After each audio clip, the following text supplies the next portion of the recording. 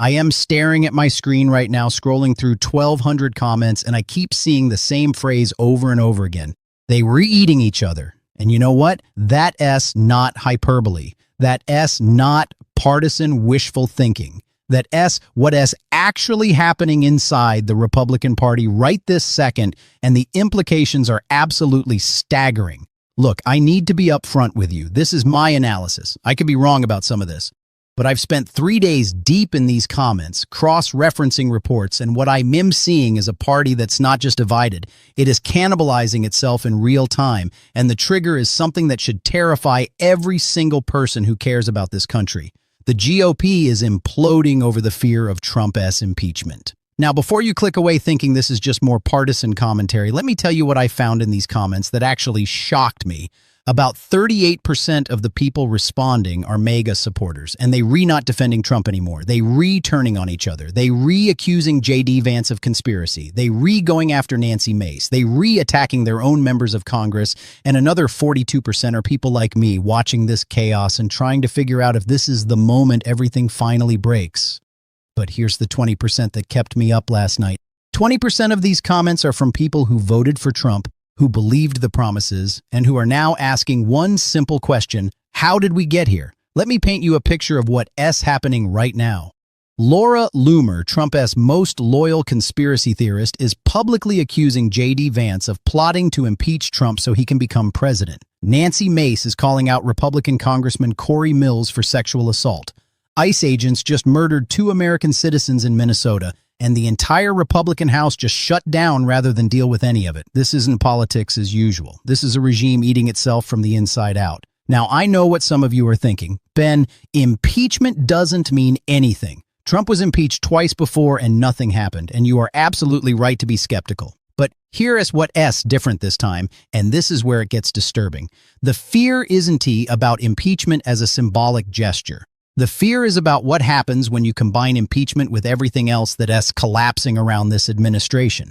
Because if Democrats take the House and Senate in the midterms, and that S looking more likely every single day, they can impeach JD Vance first.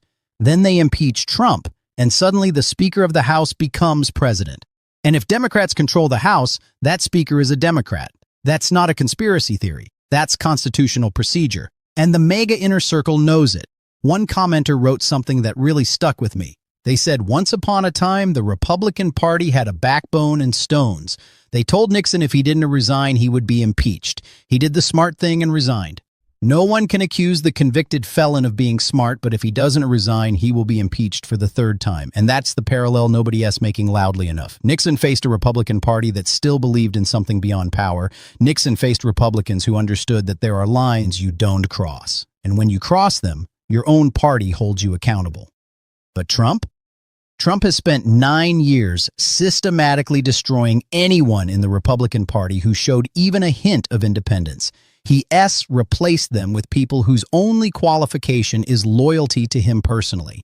And now those people are starting to realize that loyalty to Trump might be the thing that destroys their careers. Let me tell you what I discovered in these comments that I think is the most important insight. Multiple people pointed out that this isn't just about Trump anymore. This is about a party that bet everything on a man who, according to multiple credible reports, is showing signs of serious cognitive decline. This is about a party that's watching ICE agents murder American citizens in the streets. This is about a party that's seeing grocery prices skyrocket despite all the promises. This is about a party that's realizing the con, and they don't know how to get out. Here's a comment from someone in Minnesota. Masked mercenaries attacking our citizens, kidnapping children, kidnapping workers. If this isn't a fascism, what is? And you know what terrifies me? They were right. When federal agents can murder a legally armed American citizen who was filming them, shoot him 10 times while he's pinned to the ground, and the President of the United States blames the victim, that's not law and order. That is state-sanctioned violence. Now, I want to be clear about something. I am not saying every Republican supports this. I am not saying everyone who voted for Trump wanted this. What I am saying is that the people who have the power to stop it, the people who swore an oath to the Constitution, are too terrified of Trump's base to do anything about it. But here's where the infighting becomes crucial. When Laura Loomer starts accusing JD Vance of conspiracy, when Nancy Mace starts calling out sexual predators in her own party, when MAGA influencers turn on each other, that is not just drama. That is the collapse of the fear structure that has been holding this whole thing together. Let me explain what I mean. Trump's power has never been about policy. It has never been about governing effectively. Trump's power has been about fear. Fear that if you cross him, he'll destroy you politically. Fear that his base will primary you. Fear that you will lose everything you've worked for. But what happens when that base starts fracturing? What happens when even the true believers start asking questions? What happens when the people who were supposed to be absolutely loyal start seeing the writing on the wall and positioning themselves for the post-Trump era? That's what we are watching right now. And it's happening faster than I think anyone expected, one person commented, and this gave me chills. All fascist regimes eventually turn on their own once they start running out of enemies. Think about that for a second. Trump and his administration have spent the last few weeks declaring war on Canada, threatening Greenland, abandoning NATO allies, attacking Mexico, going after Denmark. They've created enemies everywhere, but now they running out of external enemies that the base actually cares about. Americans don't want to invade Greenland. They want to afford groceries. They want to feel safe in their own neighborhoods. They want ICE agents to stop murdering citizens. So when you run out of external enemies, what do? You turn inward. You find enemies within your own ranks. And that's exactly what's happening. Here is what I think is really going on, and I could be completely wrong about this, but the evidence is pretty compelling. I believe there are three factions fighting for control right now. Faction 1 is Trump and his immediate loyalists. People like Laura Loomer, Steve Miller, Kristi Noem. These are the true believers who think they can still bulldoze through everything, that the old playbook still works. Faction 2 is the Silicon Valley billionaires represented by JD Vance and Peter Thiel. These people never cared about Trump personally. They cared about using Trump to implement their techno-authoritarian vision, and I think they restarting to realize Trump is more liability than asset. Trump's chaos and cognitive decline make him unpredictable, and billionaires hate unpredictability. Faction 3 is the traditional Republican establishment that has been hiding in the shadows, waiting for the right moment to reclaim the party. People like Mike Johnson, who I believe is playing both sides right now, and what we rewatching is these three factions starting to knife each other in the back. Now let me present the strongest argument against my analysis, because I think it's important to wrestle with this honestly. The most compelling case against my position is this. We've been predicting Trump's downfall for 9 years. Every single time we've said, this is it, this is the thing that finally breaks him, and every single time we've been wrong. The Access Hollywood tape didn't break him. 2 impeachments didn't break him. 34 felony convictions didn't break him. Why would this be any different? And you know what? That's a fair question. That is a really fair question. But here's why I think this time actually is different. Every other time, Trump faced external opposition. Democrats trying to impeach him. Media criticizing him, courts prosecuting him, and every time that happened, it unified Republicans around him. It gave them a common enemy. It let them play the victim card. But this is internal. This is his own people turning on each other. This is the coalition fracturing from within. And there's no external enemy to blame for that. You can blame the Democrats when Laura Loomer is accusing JD Vance of conspiracy. You can blame the media when Nancy Mace is exposing sexual assault by a Republican congressman. You can blame the deep state when your own voters are asking why their grocery bills doubled and their health care got more expensive. Let me read you another comment that I think captures something profound. I was trying to sing the song America the Beautiful, but could not finish. I kept crying and could not get the words out. God shed his light on thee and crowned thy good with brotherhood. It just would not come out. Trump hates America. That is all I can see. Trump hates spreading. You feel that pain in those words? That not partisan anger, that genuine grief, that someone mourning for a country they love. And I am seeing that grief across the political spectrum right now. Here's what keeps me up at night. I don't think the Republican Party is capable of self-correction anymore. I think it's gone too far. I think the people who could have stopped this, the people who could have stood up and said, no, this is where we draw the line, they stayed silent for too long. They made their bargain with Trump, and now they restuck. But here's what gives me hope, and maybe I'm naive to hope, but I still do. The midterm elections. If Americans turn out in massive numbers, if we flip the House and Senate, if we show these cowards in Congress that there are consequences for enabling fascism, then maybe, just maybe, we can start to repair this. Because here is the thing about impeachment that I think people miss. Impeachment isn't really about removing Trump from office, though that would be great. Impeachment is about sending a message. It is about saying this behavior is not acceptable. These actions have consequences. You cannot murder citizens. You cannot betray allies. You cannot loot the treasury. You cannot turn America into your personal authoritarian playground. And right now, the only thing standing between us and accountability is a Republican Party that is too scared to act. But fear is a funny thing. When people are afraid together, they are powerful. But when they start being afraid of each other, that's when everything falls apart. I've been watching something fascinating in these comments. People are starting to make connections they weren't making before.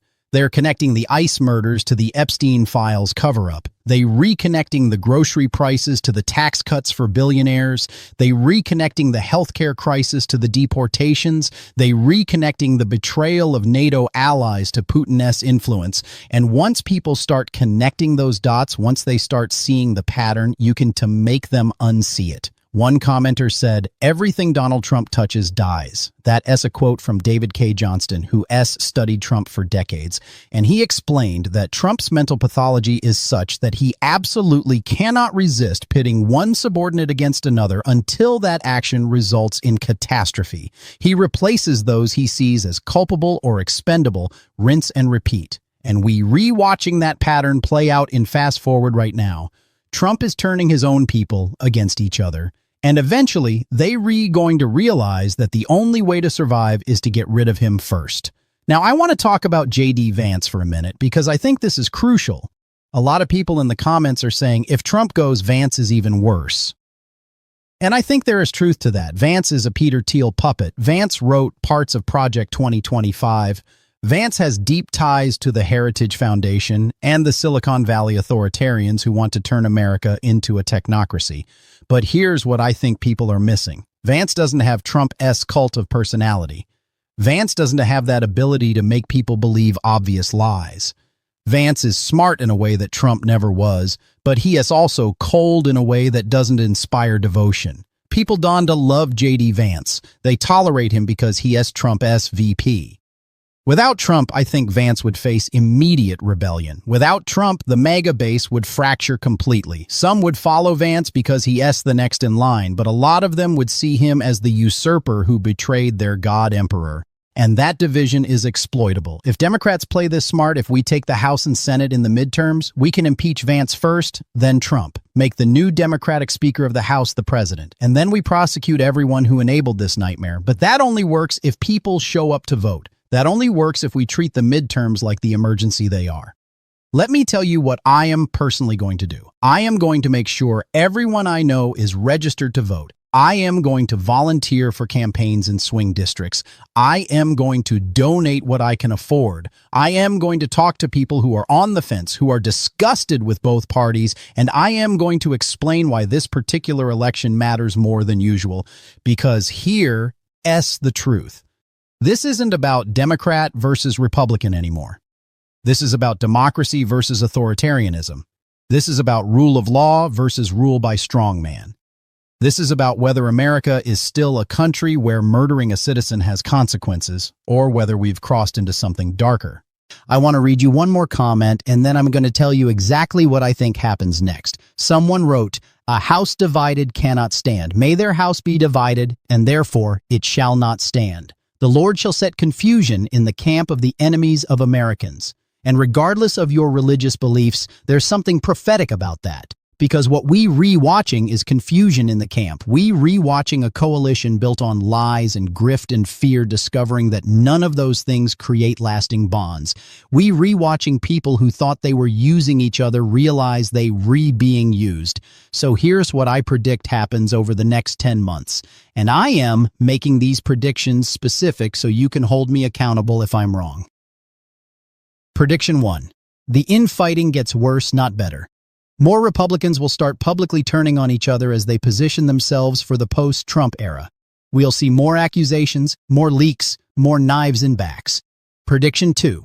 Something major breaks about the Epstein files or Trump-esque financial crimes before the midterms. The cover-up is too obvious, the evidence is too damning, and somebody else going to leak it to save themselves. Prediction 3. There will be at least one more ICE murder of an American citizen, and the public backlash will be severe enough that even some Republicans will have to condemn it. Prediction 4. Democrats will take both the House and the Senate in the midterms, though probably by smaller margins than we'd like. Prediction 5. Within 6 months of Democrats taking power, impeachment proceedings begin against either Trump or Vance or both. Now, if I'm wrong about any of these, I'll come back and admit it. I'll explain what I misread. Because that is how you build credibility. That is how you earn trust. You make specific claims, you show your reasoning, and you own it when you wrong. But I don't think I'm wrong about this. I think we were watching the beginning of the end. Not the end we'd prefer, where Trump just fades away peacefully. But the end where a party built on authoritarianism and grift finally collapses under the weight of its own contradictions. The question is, how much damage do they do on the way down? That's what terrifies me. Because cornered animals are dangerous, failing regimes become desperate, and desperate people with power do unconscionable things. We've already seen them murder American citizens. We've already seen them kidnap children. We've already seen them betray our oldest allies. What happens when they realize they're losing everything? What happens when the impeachments start and the prosecutions begin and the full weight of their crimes starts crashing down? I honestly don't know. And that uncertainty keeps me up at night. But here's what I do know. The only way through this is forward. The only way to stop them is to vote them out, prosecute them, and rebuild the institutions they've destroyed. There's no shortcut. There's no magic solution. There's just the hard work of democracy. And I know a lot of you are exhausted. I know you are tired of the chaos and the crises and the constant emergency. I know you want to just tune out and focus on your own life. And I get that. I really do. But we don't have that luxury right now because what happens in America over the next 10 months will determine what kind of country we are for the next 50 years. This is the moment. This is when we decide if we are a nation of laws or a nation of strongmen. This is when we decide if the Constitution still means something. So here's what I need you to do. And I am not asking, I am begging. First, make sure you re-registered to vote. Check your registration right now. Make sure your address is current. Make sure you know where your polling place is. Make sure you have a plan for getting there on election day. Second, talk to 3 people who don't usually vote. Young people, disaffected people, people who think politics doesn't affect them. Explain to them what's at stake. Make it personal. Make it real. Third, if you can afford to donate even $20 to candidates in competitive races, do it. Money matters in elections, and Democrats are getting outspent by billionaires who want to turn America into an oligarchy. Fourth, volunteer if you can. Phone banks, door knocking, voter registration drives. Even a few hours can make a difference in a close race. And fifth, don't to give in to despair. Don't to let the bastards grind you down.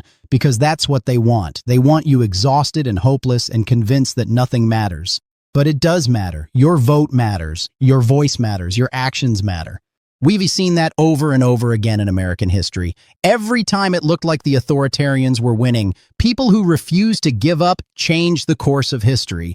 The abolitionists who ended slavery, the suffragettes who won the vote for women, the civil rights activists who ended Jim Crow, the activists who won marriage equality, none of those victories were inevitable. All of them required people standing up and fighting, even when it seemed hopeless. And that's where we are now. The fight seems hard, the odds seem long, but we've been here before, and we've won before, and we can win again.